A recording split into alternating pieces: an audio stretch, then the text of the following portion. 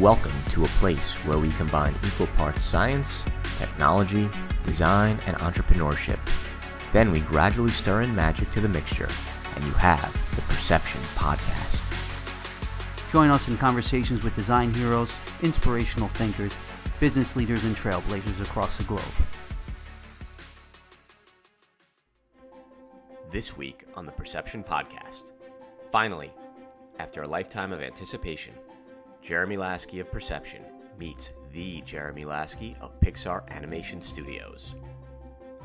Lasky began his film career at Pixar in 1997 as a layout artist on A Bug's Life. He then worked in the layout department on Toy Story 2 and Monsters, Inc. Lasky served as director of photography on the Academy Award-winning films Finding Nemo, WALL-E, and Toy Story 3. Golden Globe-winning feature Cars, as well as Cars 2, Finding Dory, and Cars 3. Currently, Lasky is working as director of photography on Pixar's upcoming feature film, Lightyear, set to release June 17th, 2022. So, teleport with us now on the ultimate perception mind trip as we step into the Jeremy Lasky multiverse. Welcome, Jeremy Lasky, to the Perception Podcast. Thank you, Jeremy Lasky. It is so nice to talk to you or me or us. I don't know. It's been a long time in the making. Yes, it has. It's crazy. It's crazy that we finally were able to connect the stars and line everything up and make this happen. I was thinking about when I first reached out to you. I think it was 2010, maybe 2009. It was somewhere around that time, and I tried emailing every possible permutation of Jeremy at Pixar, Jeremy L at Pixar, Jeremy Lasky at Pixar. I was a new parent, and I had been hearing all about my name in the credits of all these Pixar movies, and I thought I gotta see who this guy is. Do you remember getting an email from yourself around that time? Oh, I do, and it freaked me out. It was like, wait, how did I, it just felt like some weird visit from the future. Or, I mean, it was sort of before the multiverse became a thing, but if that would happen today, it would just be a whole different story. But yes, it was very weird.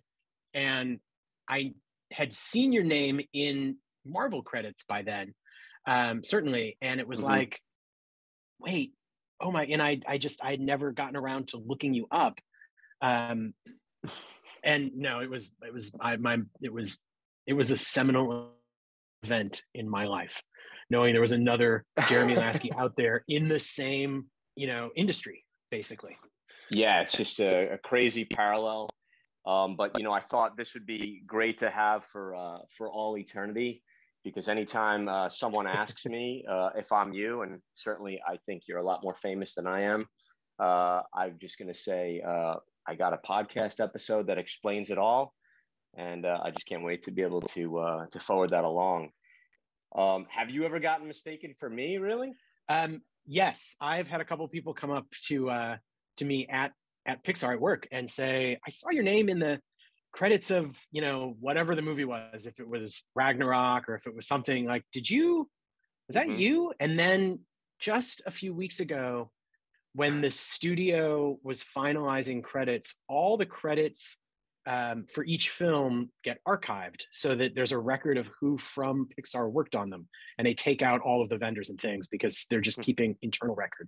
And I got an email from the woman that runs that department. And she said, your name's twice in the credits. I'm just trying to figure out, like, is this a side business you have? But I think you're still at Pixar. Like, how is this going? And I had to explain, and she was very amused. I also had trouble for the first time signing into or registering for Pix, a Pix account to view stuff online because you had gotten there first. So when I emailed and said, my name is Jeremy Lasky, and here's my email address, they wrote back and said, could you have used a different email address? And I said, nope, never had a different one. God. And the guy in customer service wrote me back and said, are you sure? And I said, oh, I'm positive. Oh, here's what's going on. And now I am like J Lasky 1 when I log in. So yeah. Wow. It's Sorry cool. about that. You deserve it, man. Well, why don't we find out a little bit more about you? Because I'm so curious to hear about your background and your upbringing. So let's just start off at the very beginning. You know, where are you from? Where did you grow up? What did you want to be when you grew up? Those are good questions. I was born in St. Louis, Missouri, and if any of your listeners are from St. Louis, the answer to their question is Parkway Central High School. So I was born in '74, so we're around the same age. We just discovered a minute ago, which I kind of suspected. I think our kids are around the same age, which is also fascinating. I went to school through there, thinking maybe I'd want to be an illustrator or an author and an illustrator. I mean, when you're a kid, like, you don't know. Special effects seemed interesting. Like, we grew up around all of these kind of great sci-fi fantasy movies. And at the time, I'd been talking a lot to press about Lightyear and saying, you have to remember, when we were young, people of our age, when we were young, you saw a movie in the theater, maybe, and you could rent something. If you owned a film, you would probably recorded it off of TV or off of cable, because at the early stages of, beta tapes and VHS tapes, if you bought them in the store, they were very expensive. They were not designed for consumers to buy unless they were, wealthy, which we were not. So it was the access to films was more limited, right? So any movie that came out, you pretty much went to see, even the bad ones, because maybe there would be something, and there may not be something else coming for a little while. So I was kind of fascinated by that stuff, but didn't know what to do with it. Through high school, I did a lot of drawing and painting, and I was fortunate to have the department head, who was the main art teacher in our high school. It was like the best in the state, just coincidentally for a public high school. It was amazing. And I had an illustration portfolio, or like a fine arts portfolio, that got me into Rhode Island School of Design for college, where I thought I would go and be a Disney animator. I wanted to be a drawn Disney animator. This was Lion King time. Like, Lion King had come out. Sure. I started college in '93. You mature in college. You discover some things. You learn that maybe what you thought you wanted to do isn't what you wanted to do. I had, to be a Disney animator at the time, you had to have an amazing anatomy, drawing, observational portfolio. And I was decent, but not great. I mean, not the best. Like, you come out of high school being one of the top artists in your grade, in your graduating class, and then you go to college and you're like, oh, everyone is that. So it's like, okay, let's start over. I was taking a bunch of drawing and painting and illustration courses. I was taking animation courses at the same time. RISD does a thing, or at least they did then, where you either came into animation through illustration or through film. And then your senior year, you could do an animation thesis, and you could take classes along the way. Sorry, and the animation program at that point, was that all traditional animation, or was that CG already? Oh no, that was traditional animation. When I was there, they had cell animation, light tables. It was light tables. It was the department head for animation was more of a. She came from a abstract animation background. So, we had a guy who did his senior thesis that decided he was going to get a bunch of mercury and animate it by breaking open a bunch of thermometers, which, he's now a famous artist someplace, and hopefully his health is okay, because that seemed real dangerous. So it was much less character animation focused and much more experimental animation focused. But I did have a couple great teachers there that were sort of early animation pioneers, or not early, but, from the 60s, 70s animation pioneers, Yvonne Anderson especially. And the more I got into animating, the more I realized I didn't actually enjoy it. The thing that I really liked was figuring out what the story was going to be and putting it together. Like, how is the viewer going to process this information, and how are they going to experience it visually? And, you know, I storyboard out everything, and then I do a rough like version that I could edit together. And it was all drawn.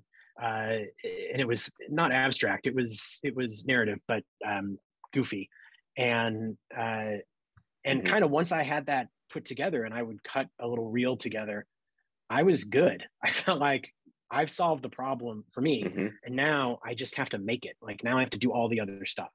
So the idea of going and being an animator at Disney at the time, which is different than Disney today, was not great. Disney at the time really wanted animators that could just draw and would do what they were told, unfortunately. And that kind of killed it for me. So I had kind of like, I don't know what I'm going to do. I'm not really a background artist. Like, that doesn't seem right. I was taking some live action courses and some photography courses. I don't know what to do with this. And then in 1995, I saw Toy Story. So my junior year, we had an early screening like the week before Thanksgiving break at the school, and it blew me away. Not so much the technical aspect of it, which was neat, but the story. I was like, wow, this is a movie that is for me. There are no singing princesses in trouble. There are no goofy sidekicks, and the jokes are really good. Like, the characters are great, they're funny, and they're playing on stuff I love. So I was like, what do I do with this? It was an animated film that could be appreciated on so many levels and for so many different audiences. Yeah, exactly. And it didn't. I wasn't exactly sure how it was made, but I had a feeling, since it wasn't drawn, that there was something else there that maybe would be for me. So that it was that summer, I think, and it's a long time ago, so I'm a little fuzzy, but that summer, my pal Angus, who's Angus Mclean, the director of Lightyear now, had an internship there for animation, and he was working on the then direct-to-video Toy Story 2. And he emailed me and said, hey, we got a presentation from a guy that is in charge of the layout department here, and here's what it is, and it sounds like the thing you keep telling me you want to do. So that was like a big switch. So then it all became, how can I get into that? And it kind of went from there. So Angus ended up graduating. Angus got a job before he graduated, and he started. Angus is at RISD as well? Angus was at RISD as well. We became friends. We met the first week of classes because we happened to have classes together in freshman year. So we've been friends since then. And then we ended up working together right after graduation. He started in June, I think, and I started in August. And we were on different films for a while. But we were kind of coming at movies from slightly different angles. And in college, we had done our projects together. Like, we had not the same project, but he would sit and work and I would sit and work, and we could bounce questions off each other. We also were both very, we worked a lot. I mean, we were very serious, took it very seriously, and the deadlines were scary, and this whole thing. I learned a lot about animation from him, which was kind of stuff I wasn't really getting from the professors at the time in terms of character animation, but he already kind of figured it out. So that was great. I could say that he convinced me to cut class senior year from the animation class, so we could go work on our films together instead of doing exercises that at the time we thought were silly and probably maybe weren't now that we're grown up. I was, I'm like a follow the rules guy. So that was the first time I had ditched a class, on purpose. Like, this is not right. Like, not like I'm sick, but like, I'll see you later. So, sometimes you learn a lot from people. Oh, for sure. I want to talk a lot about the transition from RISD to Pixar, but I kind of want to go back a little bit since we grew up in pretty much the same time. When you were a kid, what were there any animated cartoons that were really influential to you? Was there anything you were watching as a young boy that made you think, I want to do cartoons when I grow up? Not necessarily. Not when I was little. When I was in junior high and high school, and the second Disney kind of renaissance came out with, Little Mermaid, I wasn't a huge fan of, but Aladdin, Beauty and the Beast, Aladdin, I was in. Like that. Those movies are beautiful, and that really got me like, oh, maybe this could be a thing. Like that's really interesting, because I just, growing up in St. Louis, you don't really know what's out there. Like you don't know what all the opportunities are, and there's no internet, so you're either reading Starlog or maybe Cinefex, but that magazine was a little too expensive for me at the time. But boy, was it nice. So it was mostly just, what can I see on the grocery shelf stands, or the actual bookstore. But live action was the thing for me, like sci-fi, fantasy, what all that stuff. And even Jurassic Park came out when I was a senior in high school, and I'd read the book, and then seeing it, and then I bought a book that I still have behind me on the desk, on the shelf, like a making of how they did all the puppetry and when they tried CG and the armatures and stuff like that. I was fascinated. Like all that stuff was like, that's really neat. So so those were the things. I mean, what was it about you that, like, what got you going, I want to go into this media? I was just gonna, say that, I used to love cartoons as a kid, Saturday morning cartoons, Hanna-Barbera, all that stuff. I'd watch it after school, He-Man and Transformers or whatever was on after school. And my dad, who was a huge influence on me, he was actually an art teacher, high school art teacher. And he got me into drawing very young. And he always would show me, like, compare Disney cartoons with the stuff on television. It was night and day. The Hanna-Barbera stuff was just, a static character that the only thing that moved on the character was the mouth. And maybe they blinked every few seconds. And then I would watch a Disney cartoon, and everything was fluid. Everything was animated. Everything had motion and grace, and everything was dynamic. And that made me really, really pay attention to the art of animation, and, who did it well and who were the masters at it. So, seeing that as a young kid, the hand-drawn stuff and how it's evolved with everything you guys are doing, it's just incredible, to watch the continuing evolution of it.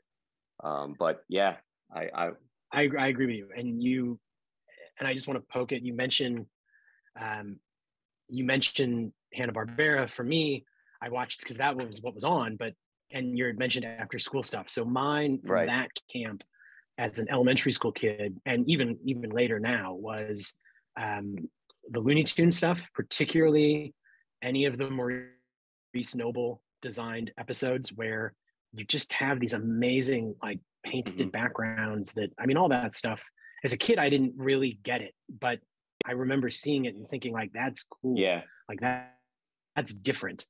And then after school was Transformers and G.I. Joe. And the killer was, I went to Hebrew school 2 days a week. Voltron. Oh my God, Voltron. Yes.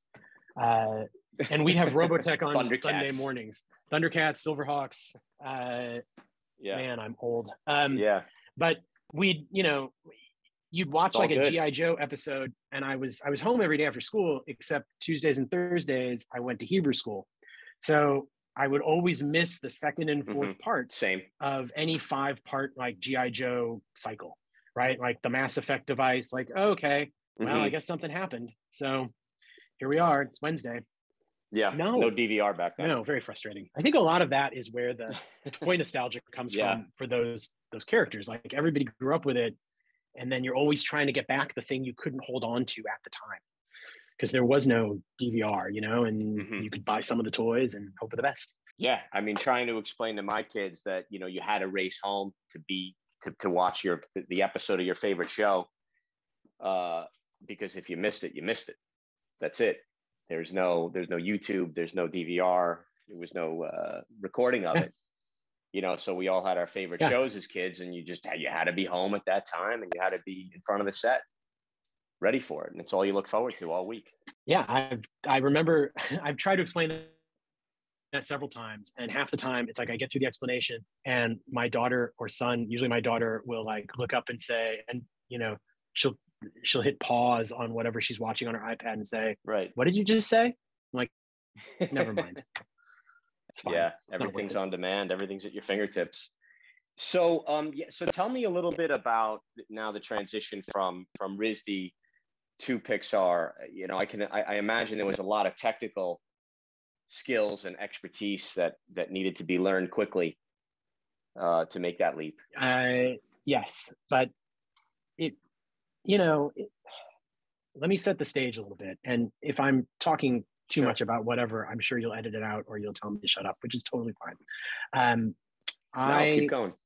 I made my senior thesis film, which was hand drawn on an Oxbury animation stand, filmed in 16 millimeter film, or actually 8 mil. Might have been 8 millimeter. I don't know if we had the expensive Oxburys at RISD. I don't remember. So in order, and it was all set to music. I was animating to a score. So in order to see if it worked, instead of blindly shooting on the Oxbury, which is time consuming and expensive because you're paying for film, I would videotape everything frame by frame in my dorm room or whatever onto through a VHS-C camcorder, which is the height of technology. And I had a PC hooked up, and I would import stuff into Premiere and I would edit it. So you can imagine like a tiny room in this old house that was divided up into dorm rooms, that was built in the early or late 1900s, because Providence is a lot of great old buildings, with a really, really crappy tripod and my parents' VHS-C camcorder that they allowed me to borrow. Kind of taped everything together so it wouldn't get bumped, turning that into a down shooter with some weird plugin that I bought at Best Buy, and like one image at a time, and then editing it together, like really sort of do it yourself, hacky, how does this work, what can I do, and cutting it in Premiere. And it worked and it played. And when I went to apply to Pixar, I had some films that I had put to VHS, and I had some photography, and I wrote a letter, and I had a guy named Scott Clark that graduated a year ahead of us from RISD, who was friends with us, was working on A Bug's Life, and he mentioned me to his producer or his associate producer. So she was kind of looking out for my reel or whatever. So I sent it in. Now, the film wasn't done yet. There was no way to output the film from Premiere that I could figure out onto like a VHS tape. So I had to film it off the screen. So I took the same camcorder, aimed it at my monitor, and filmed what was a 320 by 200 res output of this movie, because that's what would play at speed. And I'm crazy. That was what you did. Like, I had a jazz drive to hold all this stuff with one jazz disc. I had to convince my parents to buy a second jazz disc, but like, that's what you had. That's what it was. Sure. So I look back on that submission and I'm like, what am I doing? Like, this is bizarre. And I had a couple phone calls with someone at the time who's no longer here, that was sort of one of the technical people, because everything then was in Unix, and the software was virtual. Like, the software was decent, but layout there, as opposed to animation, still had a lot of programming to it, like not actual programming, but you had to work in the text editor a lot. So that was, they were worried about that. I had no Unix experience. I had no 3D experience. Right. RISD at the time had like 3 SGI computers that were kept in the attic of the animation building, and you had to have a key to get in there to use them. And I never knew, like there was no training about it, so I didn't know what to do with them. So I didn't know. So I kind of, did that intimidate you? No, it didn't really. Honestly, it was like I went for an interview there after I graduated. So I'd come home to St. Louis. I'd been talking to them already. They flew me out for an interview. I was interviewed by like 10 people at one time, which was intimidating. Wow. That's intimidating. That was intimidating. Yeah.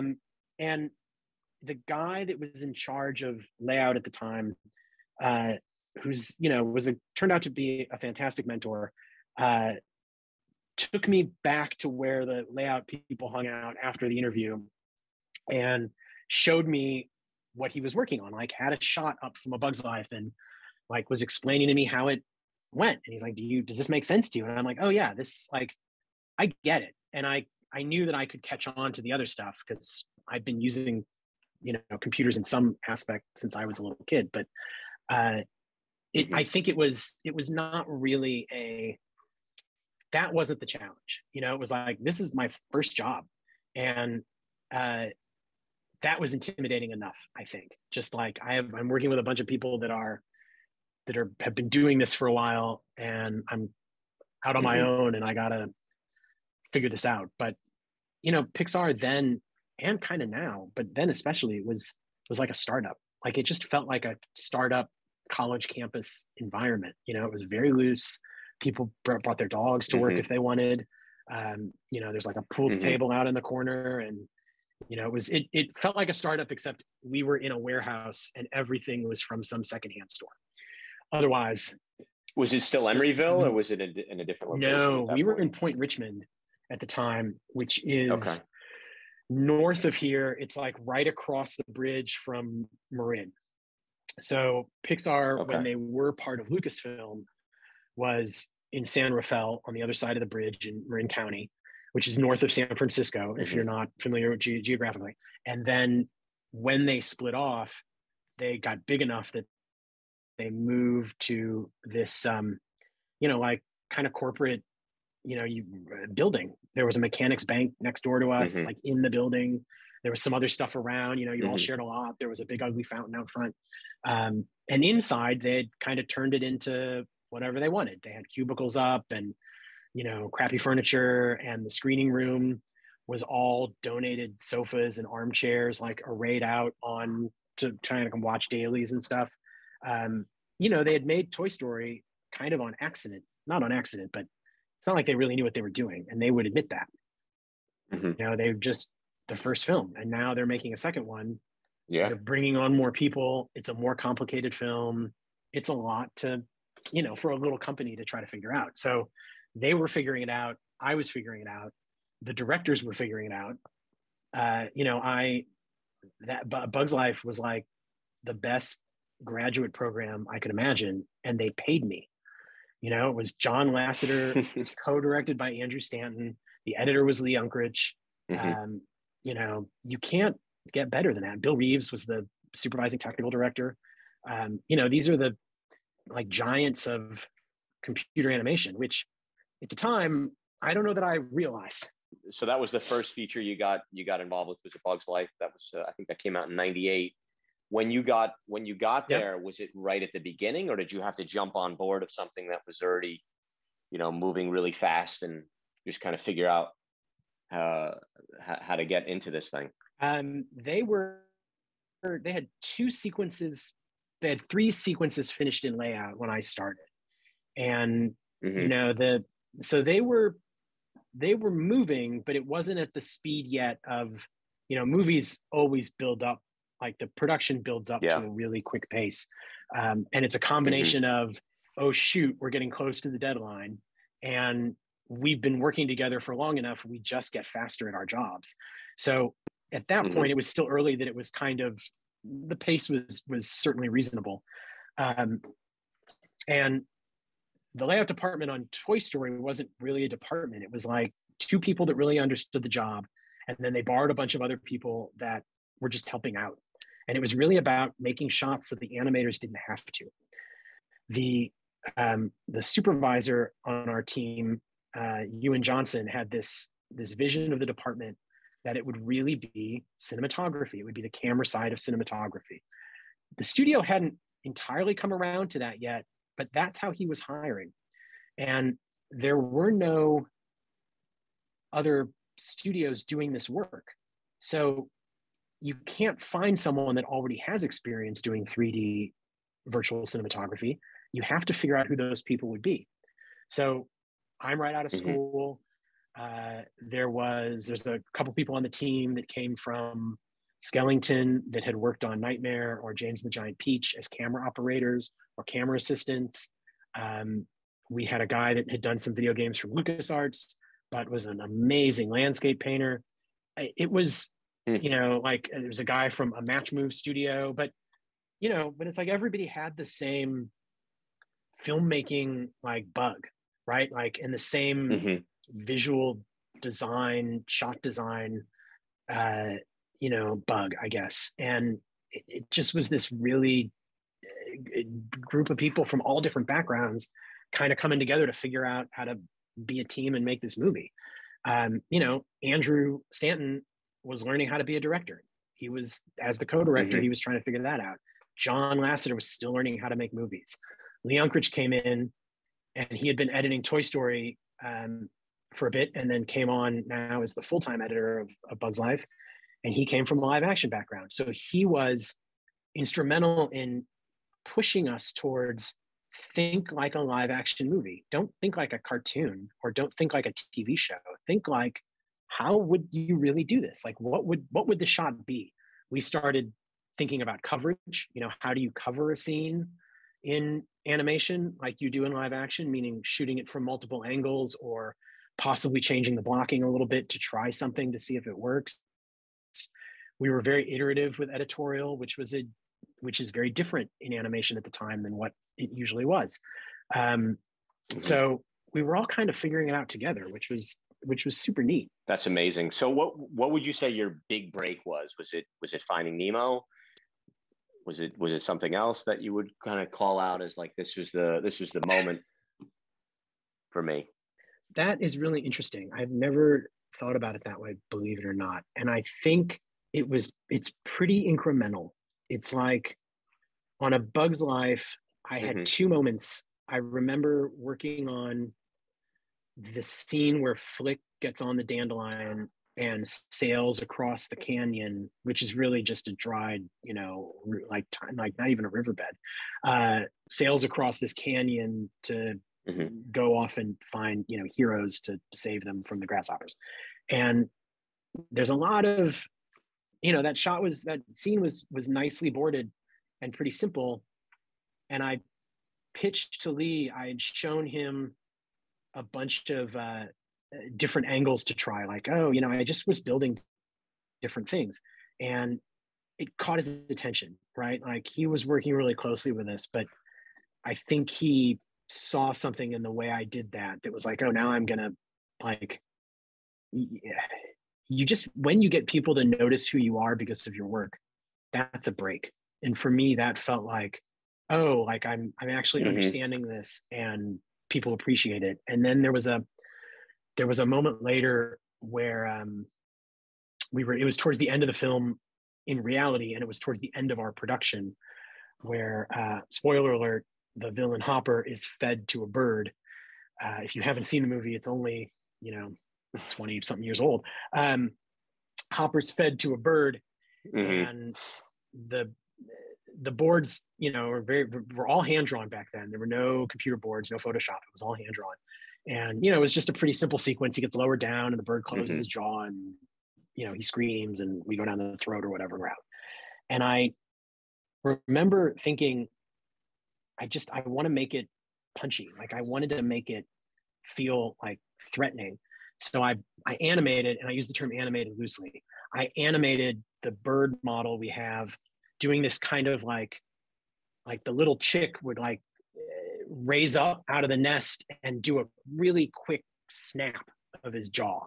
Like, oh no, I'm sorry. It was the actual bird. Hopper gets away for a quick second. Like he kind of scrambles away, and then the bird is leaning over him and just does a quick like peck and grabs him back up in his beak to lower him down to the kids, the chicks. And I just decided to try it like Jurassic Park. Like, what if that bird was a dinosaur? Like, how would that thing work? And it was like a velociraptor, right? And it was really fast. And there's a sound effect in there that was in there for us. It was just this like snatching sound and the beak closing, snapping. And I just did this quick, like 3-frame grab. And Lee came in to our little pod and he said, I just cut that shot in. And when I first played it, I jumped out of my chair. And I was like, great, okay. That's the best thing I've heard all year. So, you know, wow. I just, at the time, it wasn't about like thinking even of a break. And I went from that film to Toy Story 2. When they turned it into a feature, a bunch of us went over to work on that film because they restarted it. And then I went to Monsters, Inc. I was on Finding Nemo, and partway into the beginning of that film, I was promoted to the layout supervisor. And that was like the first time I'm like, okay, now I got to do this. And I have to supervise,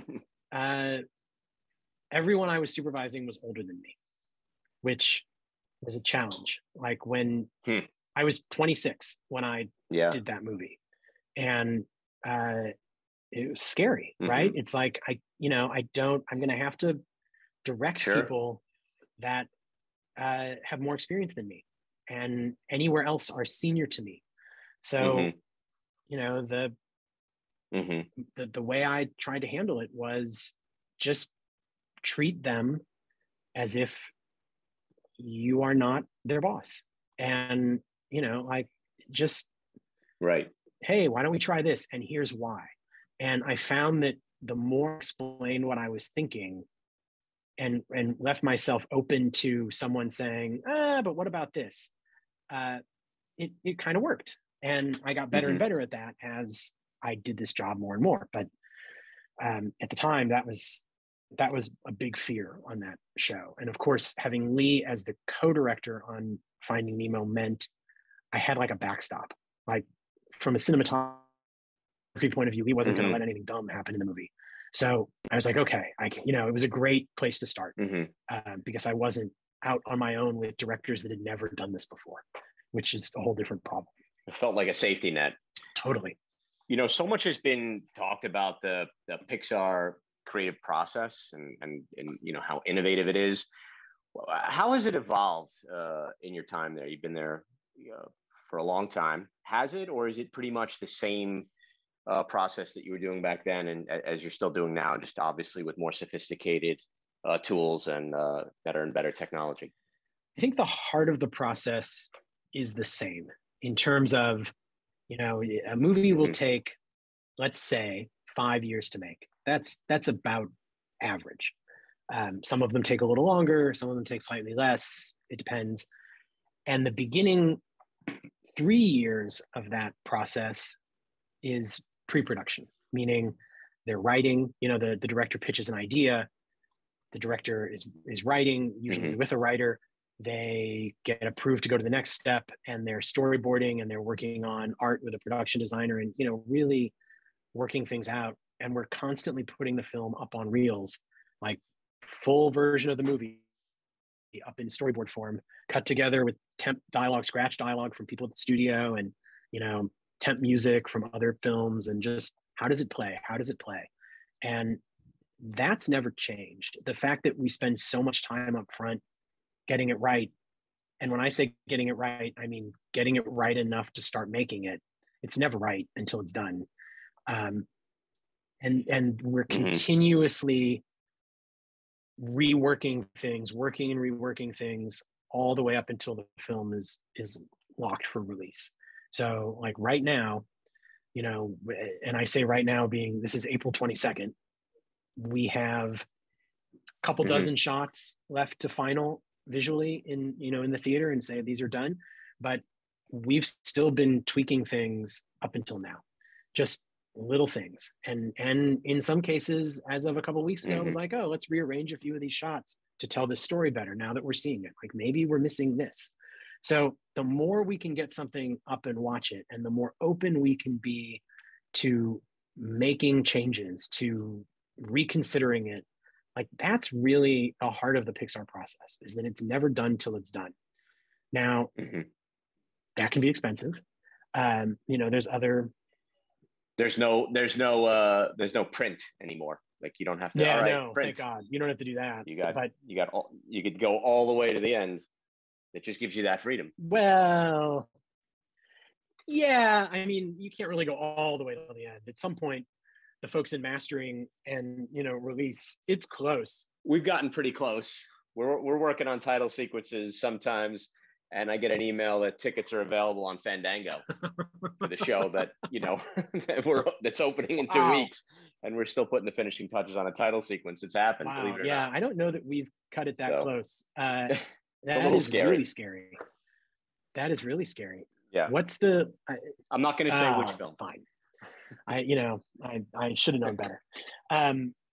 But yeah, I mean, it's that revision process that's really the heart of it, and the actual how we make the movie has evolved over the course of the films, and I think one thing that is really important is that every film ends up having its own version of the pipeline, right? Like there is a standard Pixar pipeline that runs through all these departments, but it gets shaken up and rearranged on every film to work best with the director, to work best with the look of the movie, the story, the people you have on your team. All of those things can reshuffle. So I really like that we are open to doing that every time, because it's not filmmaking is not a one size fits all medium. So I'm going to ask you a couple of quick questions about all the films at Pixar. What is your favorite Pixar film that you've worked on? And then what is your favorite Pixar film that you haven't worked on? My favorite film that I've worked on has up till Lightyear, been WALL-E. And I think Lightyear is edging that out. And that can be for a variety of reasons. That is not necessarily, like a Rotten Tomatoes score of how much I like the movie.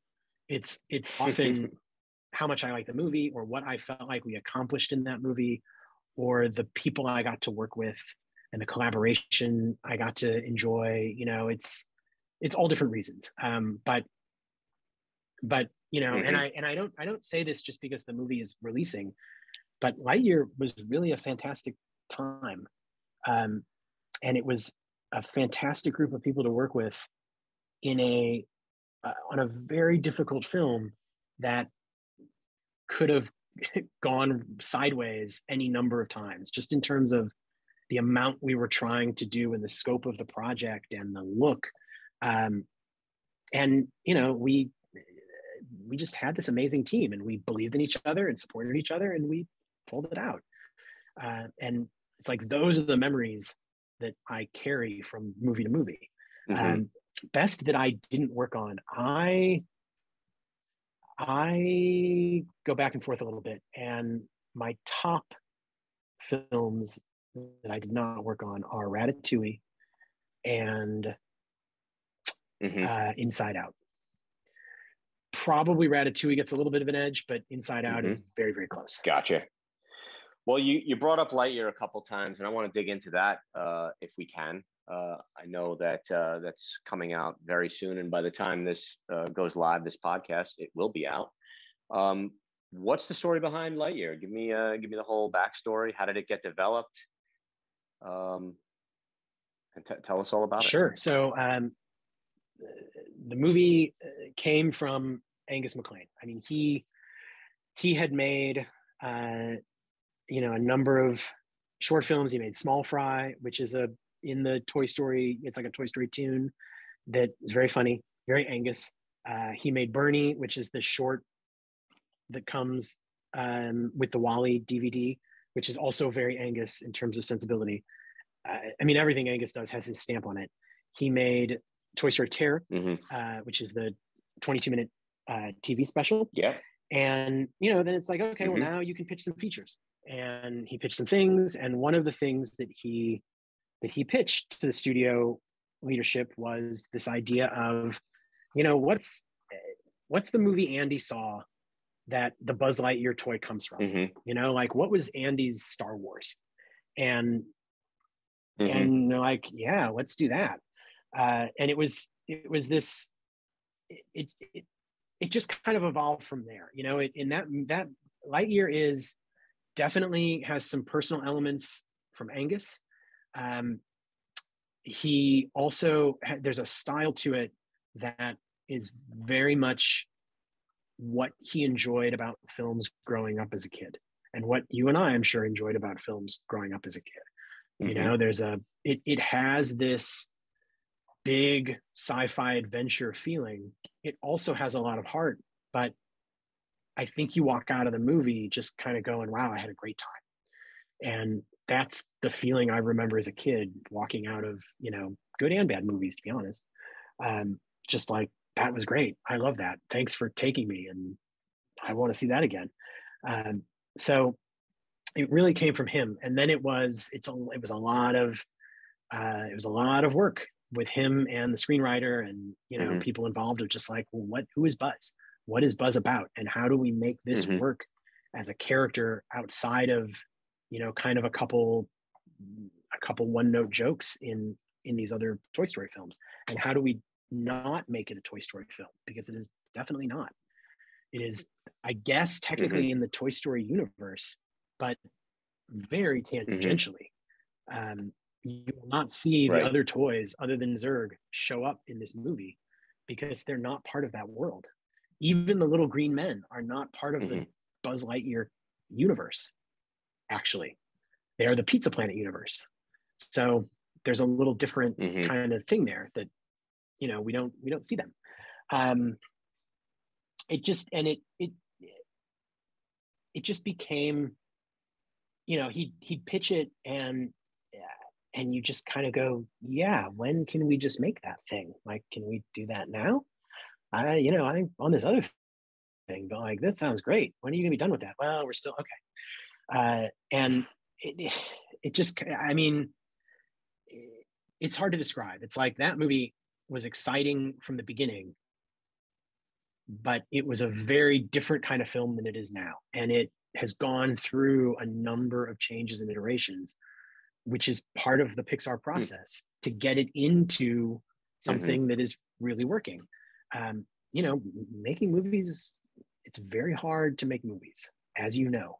And you mentioned that you guys start, it's usually a 5-year process. Did this start 5 years ago? It did, 5 or 5.5, actually. Yeah. Wow. I mean, it is a long haul. So much of this, or at least a couple of years of it, were done during COVID. Yes, our entire layout portion of the film was built working from home. Wow. And, you know, and most of, like, we were in the middle of pre-production on the movie when the studio closed and we were all sent home. So I had been on the film for a little bit, doing some early pre-production, and then we're at home. And of course, like everyone else, you know, it's like, we'll be back next week. So you don't really think about it. You're like, I'll just do this. And then it was like, maybe we need a couple months. So let's start bringing in equipment, setting up and doing whatever. And then it became clear, just watching the news, it's like, figuring out a remote which they pipeline. had to do to finish Soul. So, you know, we were not the first film to hit this. They had to finish Soul. Luca was made at home. Turning Red was made at home. And Lightyear mostly at home. You know, the studio is open now, but still not fully. You know, it is not, everyone is back, and it's a slow ramp up process with a lot of careful monitoring, which is great. So, you know, that was definitely a challenge, and it had some advantages. You know, there's something kind of special about, if you have everybody virtual, you can have more people in your meeting because they're not taking up space in a room. You know, like, I don't have to pick who gets to come into the edit suite for a review because the edit suite seats 6 people or whatever. I can have as many people as we want. Right. You know, when Angus is talking in meetings and people are talking to him, we're all the same size in the screen. It's all the same size box. So right away, the hierarchy gets flattened a little bit just from that. Everybody's name is on their box, which is also neat because it means when he's talking to someone that he doesn't know yet, he sees their name. And now he knows who that person is, and he gets reminded every time he talks to that person. We found we got a lot more, a lot closer as a camera group, as a cinematography group with Angus than faster, I would say, than closer and faster than most other films, just because we could be there more. We could actually be there. Plus, you can attend meetings and work at the same time. I don't know how I would have been able to function without being able to do that. It's a huge win. You know, and even we still talk about even, you know, I would do walkthroughs with the layout team every afternoon. And first of all, normally I would do that going office to office, and I would talk to that one person, and there maybe be someone taking notes or making sure I'm going to the right place, you know, a manager or coordinator with me. And in this case, anyone that wanted to on our team could show up. And, you know, you could just watch what other people are doing. You could hear notes I'd give. You could give notes yourself, you know, like, oh, did you ever think about doing this? Oh, that's really interesting. Yeah, let's try, you know, Rob's idea or whatever. It also became this like social time, right? Where you're trapped by yourself at home, especially for people that didn't have families, that, you know, that are young, that don't have families yet, and they're really alone. And it's like, okay, well, we got an hour that would sometimes stretch into 2 hours where we hang out. Like, let's talk about the Marvel show that showed up on Disney Plus last week. Did anybody see that? Or, you know, like, oh my gosh, let me show you this YouTube clip or whatever. It just was this great way to bring the team together and get a bunch of work done and make the movie better because we were all collaborating on the same stuff. Well, finally, my name is in a credit sequence, and I can honestly say, yes, I did work on it. So I think that's like a huge a huge milestone in my life. So I'm super excited to see it. I watched the trailer reaction this week with Chris Evans and Taika that you guys put up on Twitter. It looks awesome. Thank you. Yeah, I'm excited for people to see it. I think it's really fun. I think it's going to surprise a lot of people. Just in terms of the story and the feel of it, I'm glad you guys are into it. And the fact that we both get credit on the same film is kind of monumental to me. Like, I'm super proud of that. And you know, I had nothing to do with getting Perception on the film. I wish I had thought of it before they did because it's pretty great. But no, it's awesome. And you know, maybe we will have future films together. That would be incredible. Something, you know, that I'm always blown away by is how with every Pixar film, you guys find a way to just ratchet up the, you know, the technical sophistication and the artistry. Is there any technical challenges you guys are still trying to solve? I feel like you've figured it all out now, whether it's, you know, water or hair or cloth. You know, when you look back 27 years ago at Toy Story, and then you look at the work that you guys are doing now, you know, it's obviously come so far. How much further can it go? And what are some areas that you guys are still looking to push into? You know, we're not done. And I don't think anything is done. I mean, it's just, no matter how the technology improves, we find ways to make the same movie in the same amount of time for the same amount of money. Because even though, we should have solved this already, it can always be more sophisticated, or it can always be more stylized. In this case, if you watch, you know, Turning Red, for example, there's a lot of real technological innovation in that film that may be overlooked because it does have a very stylized, you know, look to it. And it's the same thing, you know, with any movie. And now it's more about, okay, well, we know we can do it, but how can we do it and have it look differently, right? Like, we don't really want it to look photoreal. And Lightyear is an example of, yes, it tends to look more real, quote unquote, than several of our previous films. But it is highly stylized in more subtle ways, mostly in design. And we're dealing with other challenges, like how do you shoot a ship flying through space and have it look like it's moving? It's just a void out there. Like, how do you do that? How do you technically do that? And then how do you convince the audience that looks right? And how do you make it look similar but yet different to everyone else's versions of traveling in space? We don't need to reinvent the wheel, but you do want it to feel part of this movie and not like suddenly, oh, that looks like this other movie exactly, because your audience then goes away. Right. You're out of the movie. This is the first Pixar film we are originating in IMAX. At least 30 minutes of it is in IMAX. So that was a big thing. Like, how do we make that work? There's some artistic challenges there. There's some technical challenges, a lot of pipeline challenges. But that's not something I would have thought of 5 years ago or 10 years ago or whatever. But here we are. There's always stuff. And it's all about like, how quickly can you respond to the director? Some of the challenges are just speed, like turnaround speed, which I know you guys face too. Like, how long does it take to get this render back? Or how can I work more interactively in the system and see more things at once? We're collaborating with all the other teams in the early previs stage on this movie. And one of the big challenges in CG, as I'm sure you know, is you have two cinematographers. You have a camera DP and you have a lighting DP. It's the same person in live action. And historically, we have always shot the film and then lit it, because lighting is expensive and it's a per shot, per camera sort of iteration. But that's not how movies are made. You don't light the finished image, you film the light. So we've been really working on how can we do that. And we came closer on this film.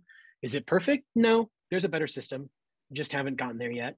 But it was pretty good to the extent that Ian McGibbon, our lighting DP, could work in shots I was working on, try a bunch of lighting things, and we could go back and forth and say, oh, look, that shadow is doing something really neat. Let's put that behind Buzz and keep Buzz, only lit on this side of his face, or stuff that you kind of take for granted in live action, right? Like, I'm gonna compose to these shadows, or I'm going to blow out the background and have Buzz as this silhouette in the foreground in focus. And that's my composition, right? I'm putting stuff in to block the light, but it's this really graphic shape, which is what the movie is all about. So being able to see that early was a big technical challenge, and a pipeline challenge too. How do you take a department that goes at the end and move up enough of it at the beginning that you still get the end done? Are you guys experimenting with any real-time rendering, like game engine type stuff, like Unreal, or anything that you're developing on your own? All the time. I mean, I'm such not the technical guy, but I will tell you, there are projects going on all over the studio for different things, including real time. How can we be doing this stuff together? And and I don't even know, it always feels like whatever is being innovated is like, oh yeah, you look at it and you go, that looks great, and then they go, okay, good, because can I get that on my movie? No, but 3 movies from now you can have it. You're like, okay, great, but we got you this, so there's always this feeling, I think, in any studio that, oh, someday it's all going to come together. Right. And then the someday obviously never happens, because that's impossible. You get the thing and you use it. You're like, oh, this is good. Now I want this. So you keep like, and the tools team, who's amazing, is just like, wait, we just gave you this thing. That's what you told us you wanted. Yeah, but what if? You're like, okay. Right. Really? Always want more. All right, we can do that. It's gonna, start talking about it. Do you know what's next for you, or are you just focused right now on wrapping Lightyear? Do you have a? Can you talk about it? That is. Oh, I can talk about it. It's just not interesting. I don't know what's next in terms of films for me. I am excited to take a vacation when this is over, and Yes. we are having our second layout intern class, second ever layout intern class starting this summer. So I'm planning on teaching a chunk of that because I loved doing it the last time. We had one before that got interrupted at the end by COVID. So we were remote with our interns for a while, but this year we've got a new group coming in. They're going to be in the studio, teaching them layout, cinematography, all the good stuff. And it's awesome. Like, just the energy in those classrooms is so phenomenal. So I'm very much looking forward to coming in to do that. And then I don't know. I really don't know. And I'm not just telling you that so I don't have to tell you what it is. I don't know what the thing is. Well, I'm sure you'll keep me posted, or I'll be just looking for my name in IMDb and seeing if there's any new updates. But thank you so much, Jeremy. Nice. This was a real honor and a pleasure to finally get to know you a little bit. Everybody go check out Lightyear. It's going to be incredible. And of course, stay for the end credits to see both of our names in it. Thanks again. Yeah, thank you. It was great finally connecting and really getting a chance to talk. And that wraps up another episode of the Perception Podcast. As always, send any questions and comments to ask@experienceperception.com. Make sure you follow us on Twitter, Facebook, Instagram, and our YouTube channel. Sign up for our weekly newsletter on our site, experienceperception.com/contact. Lastly, if you enjoyed this podcast, please go to iTunes and write a nice review. See you on the next episode.